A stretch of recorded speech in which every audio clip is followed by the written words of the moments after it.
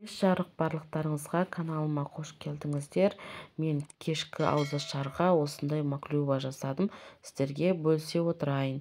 Ең алдымен осындай картошкамызды, керек заттарымызды қуырып алатын боламыз. Қызып тұрған сұйық майға картошкамыздың екі жағы сарғайып, әдемі түс болғанша қуырып шығамыз. Қатты жұқа емес, орташа көлемде кесіп алатын боламыз.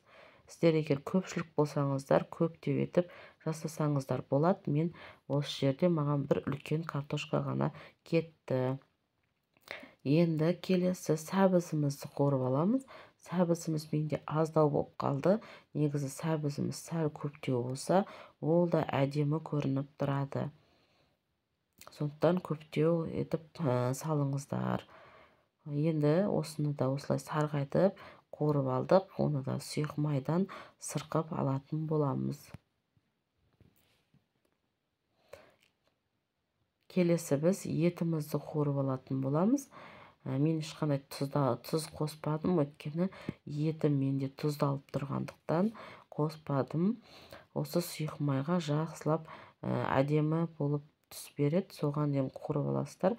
Өзінің суы тартылып шығады. Қатты қызартып жібермеңіздер, күйіп кетпесін. Өйткені қатты болып қалады біздің етіміз. Оны да сұйық майдан сырқыңқырап алатын боламыз. Бізге сұйық май қазір қажет болады. Ешқандай төкпеңіздер, алып қойыңыздар.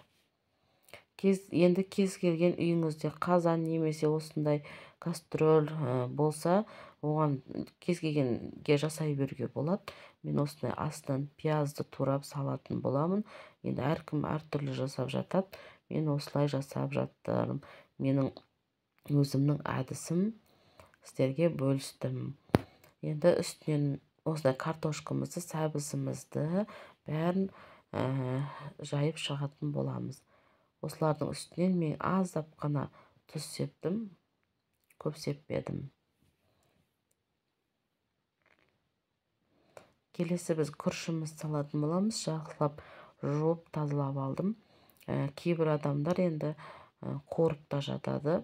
Мен осылай салдым, бұл да жақсы пісіп шығады. Енді жаңағы біздің сұйық майымызды қолданатын боламыз. Ең алдымен осында бір шай қасық толтырып тұз салып жібердім.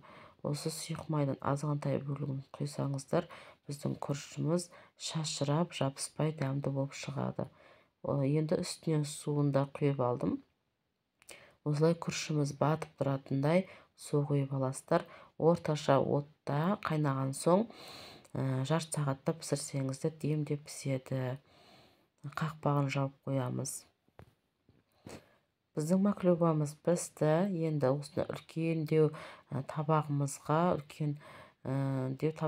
осылай төңкеріп аударып алатын боламыз. Міне маклюбамыз шашырамай әдемі болып шықты. Енді кез келген ас көктермен осындай кез келген өздеріңізге ұнайтын салатты жасап жан жағына қойсаңыздар болады. Осындай укроптармен әдемдеп сәндеп қойсаңыздар да болады.